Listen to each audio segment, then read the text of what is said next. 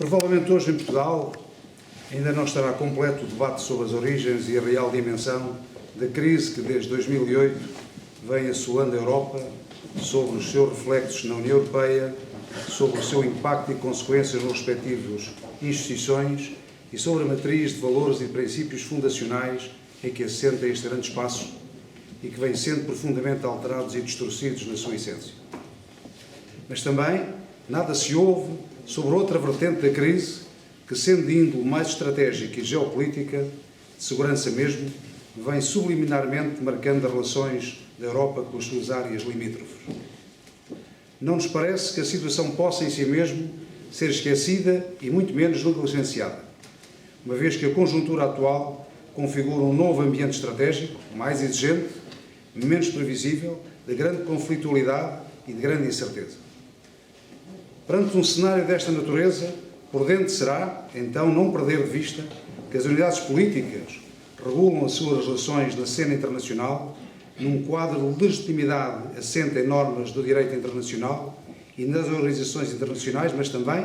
na gestão da coação, seja ela militar ou não. Nesse sentido, a nível interno como externo,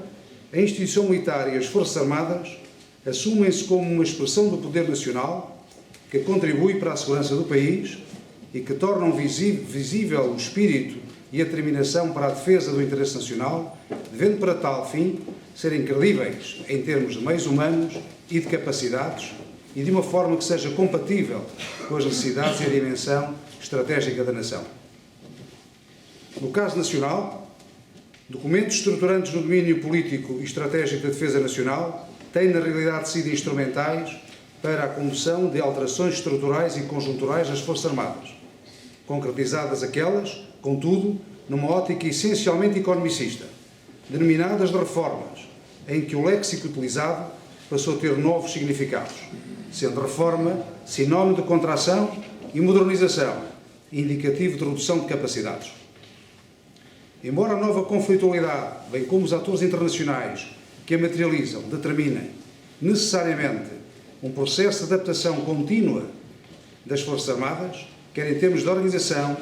quer no domínio dos recursos humanos, quer ainda no âmbito dos sistemas, do armamento, do equipamento e da respectiva sustentação, a verdade é que ao longo dos últimos 40 anos as Forças Armadas vêm sendo sujeitas a um processo de sucessivas reformas que não contribuíram para um desenvolvimento equilibrado e sustentável da sua capacidade operacional,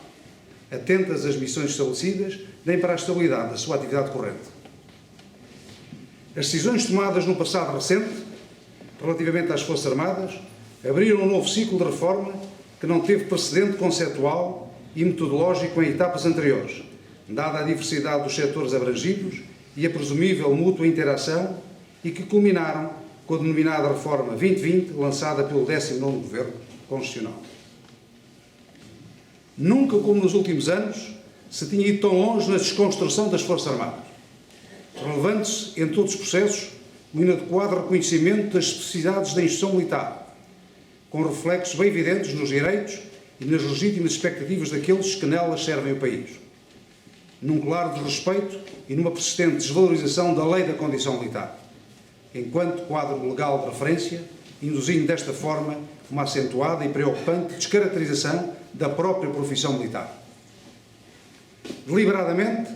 tem-se escamoteado o facto da instituição militar ter uma especificidade própria, consubstanciada na condição militar, que faz dela uma instituição sem paralelo a nível do Estado, sendo a única à qual se exige o cumprimento da sua missão, mesmo com o risco do sacrifício máximo. A Lei 11 de 89, de 1 de janeiro, onde estão plasmadas as bases gerais do Estatuto da Condição Militar, e que não foi revogada, expressa bem os seus fundamentos, a par dos deveres, restrições de direitos de cidadãos e dos direitos reconhecidos aos militares que o Estado deve cumprir, seja nos domínios social da saúde, da justa retribuição pecuniária, bem como no apoio à família militar. A condição militar, que permite que se empreguem os militares na guerra e também na paz, em situações limite, de elevado risco, com permanente disponibilidade para esse desempenho, de forma autossustentada e por tempo indeterminado. Sendo a condição militar um fator determinante para a referida disponibilidade e para o moral do combatente, assumindo-se também como uma expressão de solidariedade institucional, garante coesão não só entre os militares, o ativo, e nas situações de reserva e de reforma, mas também entre gerações. E a mesma constitui-se igualmente como fundamento da solidariedade e do espírito de pertença e de camaradagem entre os ex-combatentes e os deficientes das Forças Armadas. Deixar de degradar e desconsiderar a condição militar pode perversamente contribuir para a funcionalização e governamentalização das Forças Armadas, pondo em causa o seu pendor institucional e o seu indiscutível caráter nacional. Como resultado, o desalento e a frustração assumem-se atualmente como uma realidade explícita e impossível de ignorar no seio das Forças Armadas. Considerados os reflexos das opções políticas adotadas em matérias de grandes agregados, como são os das carreiras, da saúde, da proteção social e das remunerações, entre outros. É esta realidade que a Associação dos Oficiais das Forças Armadas, no âmbito da sua ação, vem procurando informar e chamar a atenção dos decisores políticos com responsabilidades no domínio da defesa nacional e dos chefes militares, alertando para o afrontamento sem precedentes que se tem vindo a assistir aos princípios estruturantes da condição militar plasmados na lei. Esta permanente intervenção tem servido o propósito de esclarecer, sensibilizar e denunciar as sucessivas e múltiplas omissões e demissões no plano das medidas que deviam ser tomadas no âmbito destas matérias, sempre na defesa dos direitos dos seus associados, dos seus anseios e das suas legítimas expectativas. Tem sido uma luta ao longo de todo o tempo, nem sempre bem conseguida nos objetivos a perseguir e nem sempre bem entendida, nomeadamente por parte de quem deveria interpretar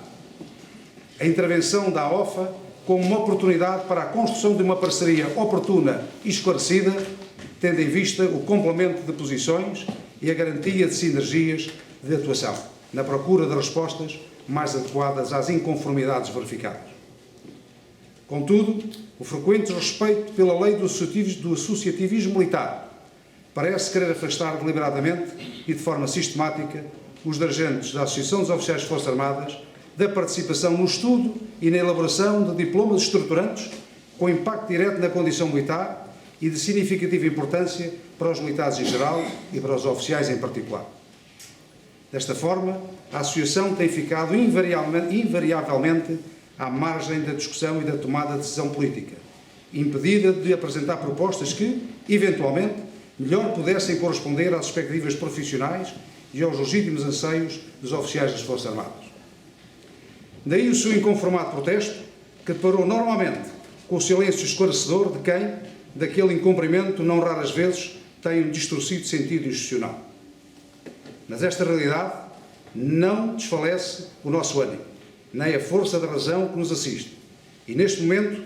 no render da guarda dos órgãos sociais da Associação dos Oficiais das Forças Armadas, fica o compromisso solene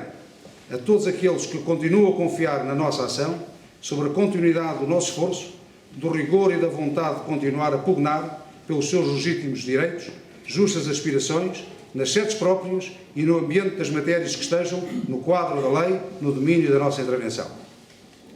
Estes são os princípios balizadores que a Associação dos Oficiais das Forças Armadas continuará a perseguir